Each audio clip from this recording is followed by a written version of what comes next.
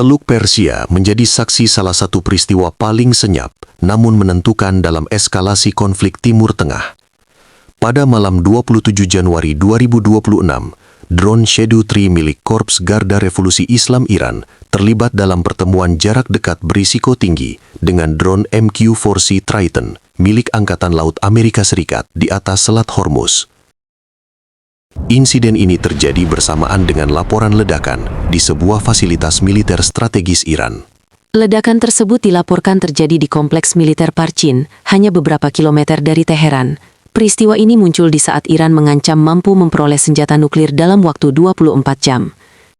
Ledakan misterius di jantung infrastruktur militernya itu memicu perhatian internasional hingga ke Moskow dan Beijing. Garda Revolusi Iran mengonfirmasi adanya ledakan, namun para pejabat rezim hingga kini memilih bungkam. Di tengah ultimatum penyerahan tanpa syarat dari Washington, bayang-bayang pembom siluman B-2 yang lepas landas dari Diego Garcia kini disebut membayangi ibu kota Iran. Ini bukan lagi seruan diplomasi, melainkan babak awal tekanan menyeluruh terhadap rezim berusia 47 tahun tersebut. Dunia kini menyaksikan gambaran penuh dari blokade Iran, mulai dari Teluk Persia hingga fasilitas nuklir di daratan. Apa yang terjadi di Selat Hormuz jauh melampaui misi patroli rutin. Data penerbangan dan jejak radar menunjukkan drone MQ-4C Triton yang diluncurkan dari pangkalan Amerika di Uni Emirat Arab secara agresif menguji batas wilayah udara Iran.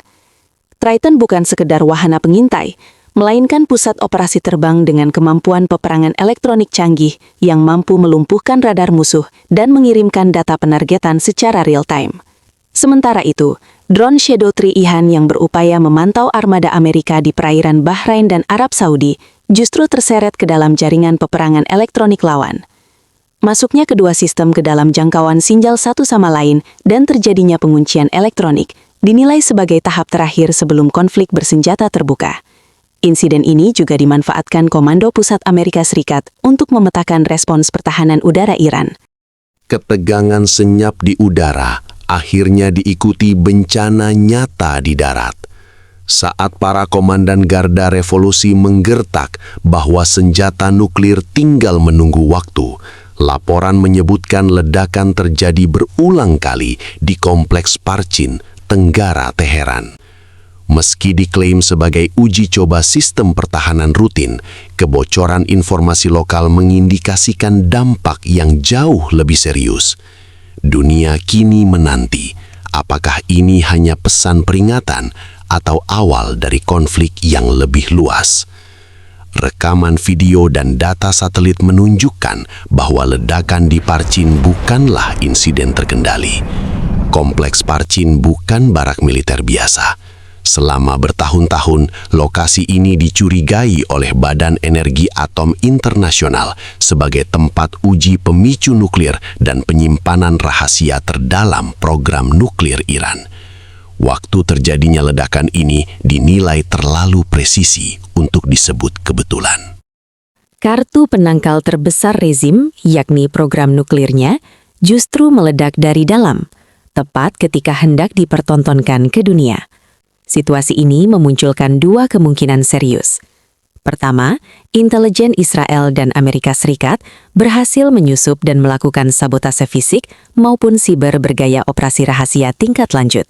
Kedua, perangkat nuklir yang dirakit secara tergesa-gesa justru meledak akibat ketidakmampuan teknis dan kepanikan internal. Apapun skenarionya, keduanya merupakan bencana mutlak bagi Teheran. Jika ini sabotase, berarti jantung paling rahasia rezim telah ditembus. Jika ini kecelakaan, maka kemampuan nuklir Iran tak lebih dari macan kertas. Asap yang masih membumbung dari Parchin kini dibarengi dengan aktivitas militer Amerika yang meningkat drastis di kawasan. Pesawat angkut raksasa Angkatan Udara AS jenis C-5 Super Galaxy tercatat terus melakukan lepas landas dan pendaratan di kawasan Teluk. Pesawat-pesawat ini bukan hanya mengangkut personel, tetapi juga sistem pertahanan udara Patriot dan Tahat. Pengiriman ini menunjukkan bahwa Washington tengah memperkuat perisai militernya untuk mengantisipasi kemungkinan serangan balasan putus asa dari Iran. Amerika Serikat kini menunggu respons Teheran, bahkan dinilai tengah memancingnya. Jika rejim mengakui ledakan ini sebagai serangan eksternal, maka mereka terdorong menuju perang terbuka. Namun, jika menyangkalnya, rejim akan tampak lemah dan tidak kompeten di mata publik domestik. Kepemimpinan Iran kini terperangkap oleh propaganda Iran kuat yang mereka bangun sendiri. Gelombang kejut ledakan militer ini juga memicu kehancuran ekonomi yang lebih dalam. Rencana penghentian total ekspor minyak yang bocor dari Gedung Putih langsung mengguncang pasar saham dan valuta Iran. Nilai rial anjlok bebas hingga mencapai titik terendah dalam sejarah, dengan kurs pasar gelap menembus 1,5 juta rial per dolar AS. Ini bukan sekadar krisis ekonomi, melainkan tanda runtuhnya sistem, ketika negara tak lagi mampu menopang kehidupan warganya. Secara efektif, Iran kini berada di ambang kebangkrutan total. Strategi Amerika Serikat tidak hanya menyasar pasar keuangan, tetapi juga minyak, satu-satunya sumber kehidupan rejim. Target utama pembom siluman B-2 Spirit yang berbasis di Diego Garcia, serta jet tempur F-35 dari kapal induk USS Abraham Lincoln, disebut adalah terminal ekspor minyak Iran di Pulau Kark dan Bandar Abbas. Pemutusan ekspor minyak Iran hingga 2 juta barel per hari tidak hanya akan melumpuhkan Teheran, tetapi juga menyeret Cina, pembeli terbesar minyak Iran, ke dalam krisis energi. Terhentinya pasokan energi murah ke Beijing diperkirakan meningkatkan biaya produksi industri Cina dan memicu gangguan baru dalam rantai pasok global. Tekanan ini dinilai sebagai pencekikan ekonomi yang lebih keras dibandingkan periode oil for food di masa lalu. Dalam skenario di mana Iran tidak dapat menjual minyak, tidak mampu menerima pembayaran, dan cadangan kas negara kehilangan nilai, rejim tidak lagi sanggup membiayai militer, aparat keamanan, bahkan milisi paling setia. Poros perlawanan yang membentang dari Hizbullah di Lebanon hingga kelompok Houthi di Yaman diprediksi akan runtuh begitu aliran dana dari Teheran terhenti. Ketika uang habis, ideologi tak lagi mampu menopang loyalitas. Bahkan para jenderal Garda Revolusi Iran akan dipaksa memilih antara kesetiaan kepada pemimpin tertinggi atau naluri bertahan hidup dalam sistem yang tak lagi mampu membayar gaji. Penghentian ekspor minyak Iran juga menjadi mimpi buruk strategis bagi Rusia. Moskow bergantung pada Teheran untuk pasokan drone Shahed dan rudal balistik yang digunakan di medan perang Ukraina. Runtuhnya ekonomi Iran dan terhentinya produksi industri akan menciptakan celah permanen dalam logistik amunisi militer Rusia. Miliaran dolar investasi nuklir dan pertahanan Moskow di Iran terancam menjadi tidak bernilai. Langkah Amerika Serikat ini dinilai sebagai strategi dua sasaran, mencekik Iran sekaligus mengguncang perhitungan strategis Rusia dan Cina. Ini bukan sekedar embargo regional, melainkan manuver geoekonomi berskala global. Sementara tekanan eksternal terus menguat, front domestik Iran dilaporkan telah runtuh. Krisis legitimasi rezim kini menjalar hingga ke lapisan tertinggi negara. Pengumuman pemimpin tertinggi Ali Khamenei mengenai penunjukan calon penerus jika ia wafat dipandang sebagai pengakuan kelemahan yang belum pernah terjadi sebelumnya. Sinyal ini ditafsirkan sebagai pesan terselubung kepada para elit untuk menyelamatkan diri, menandai runtuhnya front ideologis yang selama ini menopang kekuasaan rezim. Sejumlah tokoh barat yang selama ini dikenal bersikap anti-barat dan cenderung membela rezim Iran kini mulai menarik diri. Dalam sebuah wawancara dengan jurnalis Piers Morgan, seorang figur publik ternama terlihat melunakkan sikapnya dan menyatakan tidak mendukung teokrasi. Sikap berbalik arah ini dinilai mencerminkan kepanikan elit pendukung rezim yang mulai meninggalkan kapal kekuasaan yang tengah tenggelam. Dengan runtuhnya dukungan intelektual dan kultural di barat, posisi rezim Iran di mata opini publik internasional kini nyaris tak terbela. Dunia Islam maupun kelompok kiri barat tidak lagi dapat berdiri di belakang rezim yang menggantung rakyatnya sendiri di derek eksekusi dan menggunakan ancaman nuklir sebagai alat pemerasan politik global. Di dalam negeri, represi mencapai tingkat yang semakin brutal. Laporan menyebutkan jumlah korban dalam gelombang protes sepanjang tahun 2026 telah mencapai 6.126 jiwa. Namun alih-alih meredam perlawanan, angka ini justru memicu kemarahan yang lebih besar. Tembok ketakutan di jalanan runtuh. Rakyat tidak lagi takut ditangkap atau dibunuh karena mereka merasa tidak memiliki masa depan yang tersisa untuk dipertahankan. Janji keamanan rezim hancur bersamaan dengan ledakan di Parchin dan kolapsnya ekonomi nasional. Sebuah negara yang tidak mampu memberi makan rakyatnya, tidak mampu melindungi mereka, dan terus-menerus berbohong, dinilai tidak memiliki peluang bertahan. Tuntutan rakyat Iran kini tidak lagi sebatas reformasi, melainkan perubahan rezim, sebuah tuntutan yang dibayar dengan darah. Runtuh atau dinetralkannya Iran akan mengubah peta kekuatan global dari Timur Tengah hingga Ukraina dan Taiwan. Rusia terancam kehilangan pasokan drone dan rudal yang krusial dalam perang Ukraina. Jatuhnya Iran berarti runtuhnya front selatan Presiden Vladimir Putin. Tak mengherankan jika ledakan di Parchin disebut-sebut disambut dengan sorak diam-diam di Kiev, sementara Moskow memilih bungkam karena terjebak pada krisisnya sendiri. Situasi ini juga menjadi dilema besar bagi Cina. Iran adalah simpul penting proyek sabuk dan jalan, serta pemasok energi utama Beijing. Pemblokiran minyak Iran oleh Amerika Serikat setara dengan menghambat mesin ekonomi Cina. Namun di tengah ketegangan Taiwan dan perlambatan ekonomi domestik, Beijing tampak memilih diam. Inilah kegagalan strategi melihat ke timur Teheran dan bukti rapuhnya aliansi Rusia-Cina-Iran. Ketika kepentingan berbenturan, solidaritas ideologis lenyap, meninggalkan Iran sendirian dalam permainan geopolitik global. Rezim Iran kini berada di ambang kejatuhan. Opsi militer yang berada di meja Presiden Amerika Serikat tidak lagi terbatas pada operasi terbatas. Pembom siluman B-2 Spirit yang dikerahkan ke kawasan serta persenjataan yang diangkut pesawat angkut C-5 Galaxy dilaporkan membawa bom penghancur bunker yang secara khusus dirancang untuk menembus fasilitas bawah tanah Iran. Ancaman Washington disampaikan secara gamblang, menyerah tanpa syarat atau menghadapi kehancuran total. Ledakan di kompleks militer Parchin menjadi bukti bahwa ancaman tersebut bukan sekadar retorika. Insiden itu menunjukkan bahwa bahkan fasilitas paling terlindungi sekalipun dapat dijangkau jika Amerika Serikat memutuskan untuk bertindak. Rencana Pentagon disebut berfokus pada pelumpuhan total pusat komando dan kendali Iran, jaringan komunikasi, serta sistem pertahanan udara dalam 48 jam pertama. Operasi drone di Selat Hormuz sebelumnya merupakan bagian dari fase intelijen. Kini, perhatian beralih ke fase kinetik dengan rudal jelajah Tomahawk milik Angkatan Laut AS dan munisi JASSM Angkatan Udara yang siap menghantam tulang punggung militer Iran. Strategi ini bukan rencana invasi darat, melainkan strategi pemenggalan kekuasaan. Tujuannya adalah menyingkirkan elit yang mengendalikan rezim, sekaligus membebaskan militer dan rakyat Iran dari cengkeraman kepemimpinan saat ini. Jam pasir bagi rezim Islam Iran dinilai telah habis. Duel drone senyap di atas Selat Hormuz dan ledakan yang membelah malam di Parchin kini dipandang sebagai penanda akhir era kekuasaan selama 47 tahun. Rezim berada dalam kondisi runtuh secara ekonomi, terisolasi secara diplomatik, dan kehilangan daya tangkal militernya. Di luar negeri, sekutu memilih diam. Di dalam negeri, kemarahan rakyat terus membara. Sementara itu, kas negara dilaporkan nyaris kosong. Akhir dari krisis ini kemungkinan besar tidak akan ditulis di meja perundingan, melainkan di jalanan Teheran. Rezim dihadapkan pada dua pilihan, menyerah tanpa syarat dan masuk ke tong sampah sejarah, atau tenggelam dalam kegelapan yang mereka bangun sendiri. Satu hal yang pasti, malam ledakan di Parchin bukan hanya menghancurkan sebuah bangunan, tetapi juga mengakhiri ilusi bahwa rezim ini tak tersentuh.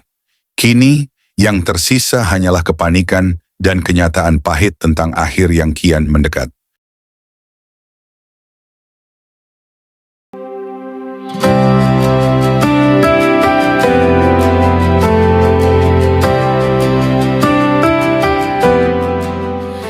Saudara-saudari terkasih dalam Kristus, terima kasih sudah mendengarkan renungan firman Tuhan sore ini. Bukan suatu kebetulan jika saudara ada di sini saat ini.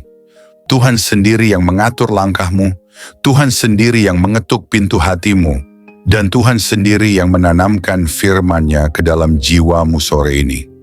Biarlah setiap kebenaran yang telah kita dengar tidak berhenti hanya di telinga, tetapi menembus hati, mengalir dalam pikiran, dan diwujudkan dalam perbuatan. Renungan ini bukan hanya perenungan, ini adalah panggilan. Panggilan untuk bertobat, panggilan untuk kembali, panggilan untuk bangkit, dan berjalan dalam kebenaran yang sejati. Karena kita tidak tahu berapa banyak sore lagi yang Tuhan izinkan untuk kita. Kita tidak tahu apakah esok masih milik kita, tapi hari ini, sore ini, adalah anugerah yang tidak boleh disia-siakan. Mungkin ada banyak hal yang belum saudara mengerti, banyak luka yang belum sembuh, banyak doa yang belum terjawab. Tapi percayalah, Tuhan tidak pernah tutup telinga terhadap jeritan jiwa yang jujur dan tidak pernah tutup mata terhadap air mata yang jatuh dalam diam. Tinggallah dalam kasih-Nya, berjalanlah dalam terang-Nya, dan peliharalah imanmu sampai akhir. Sore ini mungkin telah berakhir, tetapi firman yang telah tertanam dalam hati kita, biarlah itu terus tumbuh, menguatkan, menyucikan, dan membentuk kita menjadi serupa dengan Kristus. Bukan hanya hari ini, tapi sampai hari di mana kita bertemu muka dengan Dia yang kita imani. Jangan lelah melakukan yang baik. Jangan menyerah meski badai belum reda. Tetaplah percaya bahwa Tuhan tidak pernah melepaskan tangan-Nya dari orang-orang yang berharap kepadanya. Sampai jumpa di renungan firman Tuhan berikutnya. Tetap setia, tetap menyala dalam kasih, dan tetap berjalan bersama Sang Gembala Agung, Yesus Kristus yang hidup dan akan datang kembali. Tuhan Yesus memberkati saudara semua. Mari kita berdoa. Terima kasih Tuhan Yesus. Terima kasih untuk sore yang penuh anugerah ini. Untuk setiap napas yang masih Kau izinkan berhembus dalam tubuh kami. Untuk setiap detik yang Engkau beri, agar kami bisa duduk diam di hadapan-Mu, mendengarkan suara-Mu melalui firman yang hidup, yang menusuk hati, yang mengguncang jiwa, namun juga mengobati luka dan mengangkat kami dari kejatuhan. Tuhan Yesus, sore ini kami datang bukan hanya membawa telinga kami, tapi membawa seluruh keberadaan kami ke hadapan tahta kasih-Mu. Kami datang dengan hati yang kadang kotor, pikiran yang sering goyah, dan semangat yang mulai padam.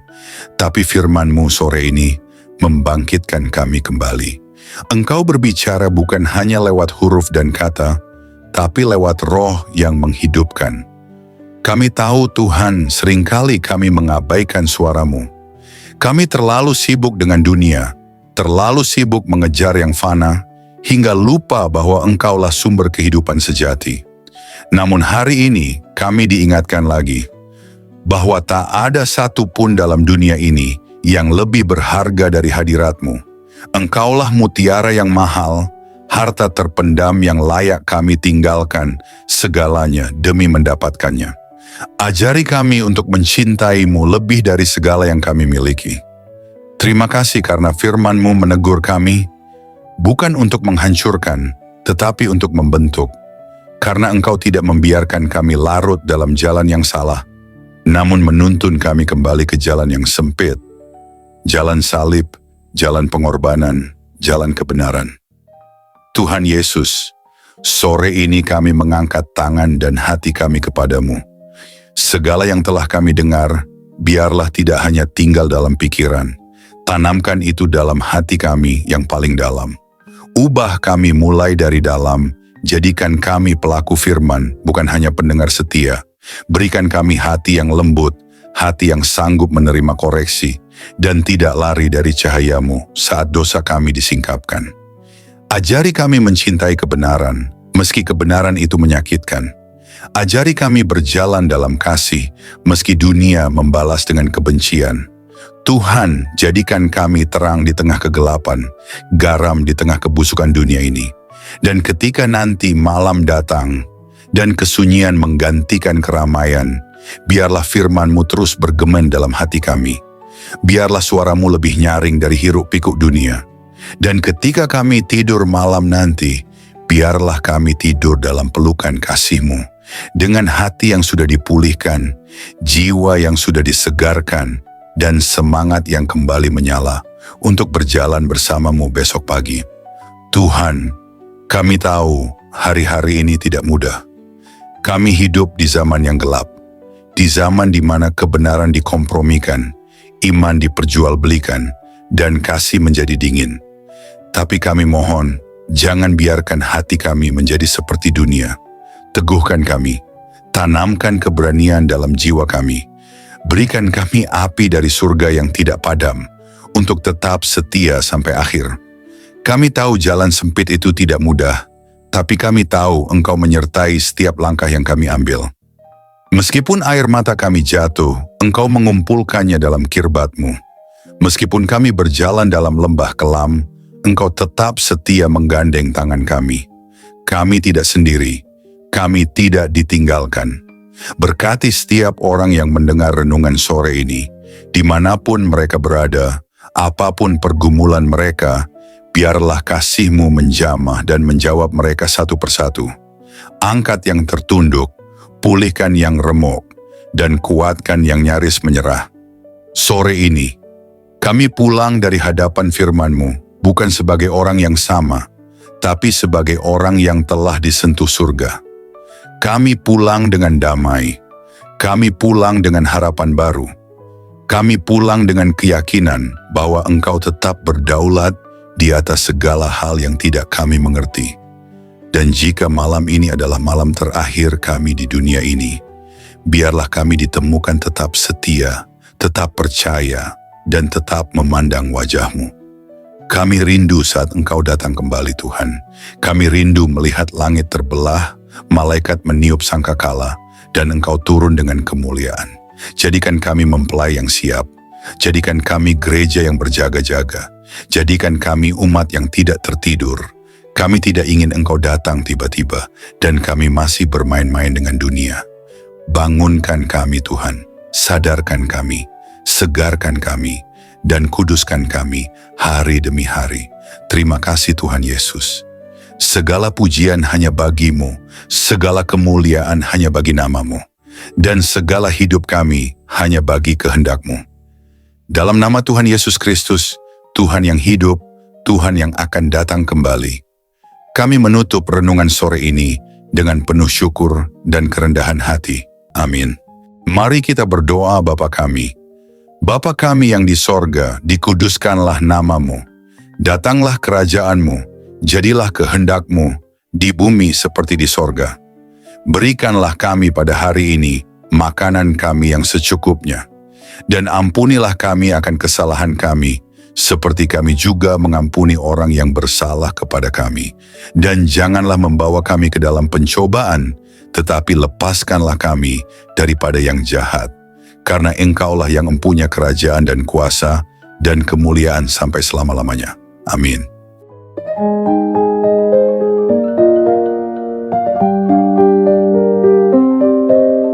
Saudara-saudari terkasih dalam Kristus, terima kasih banyak atas kesetiaan saudara-saudari mengikuti renungan firman Tuhan sore ini sampai selesai. Semoga setiap firman yang telah kita dengar, setiap pesan yang telah menyentuh hati, dan setiap doa yang telah kita panjatkan bersama, sungguh-sungguh menjadi kekuatan dan penghiburan bagi hidup saudara di hari-hari yang penuh tantangan ini. Kiranya firman Tuhan hari ini menanamkan keberanian dan keyakinan dalam hati kita semua, bahwa tidak ada keadaan yang luput dari kuasa Allah. Dalam kegelapan dunia yang semakin pekat, marilah kita tetap menjadi terang yang memancarkan kasih, kebenaran, dan pengharapan yang hanya datang dari Tuhan.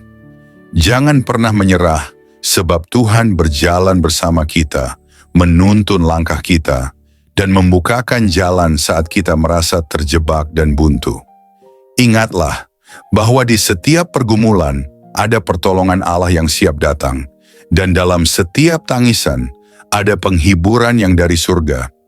Kami mengajak saudara-saudari untuk terus membagikan berkat ini kepada orang-orang yang membutuhkan. Jangan ragu untuk like, subscribe, komen, dan bagikan renungan ini. Dengan begitu, berkat firman Tuhan dapat menyebar luas, menjangkau lebih banyak jiwa yang haus akan kasih dan kebenarannya. Teruslah teguh dan kuat dalam iman, jadilah saksi hidup yang membawa damai dan sukacita dari Kristus dimanapun saudara berada. Jangan lupa untuk tetap membuka hati dan pikiran dalam setiap renungan berikutnya, karena Tuhan masih punya banyak firman yang luar biasa untuk diberikan kepada kita.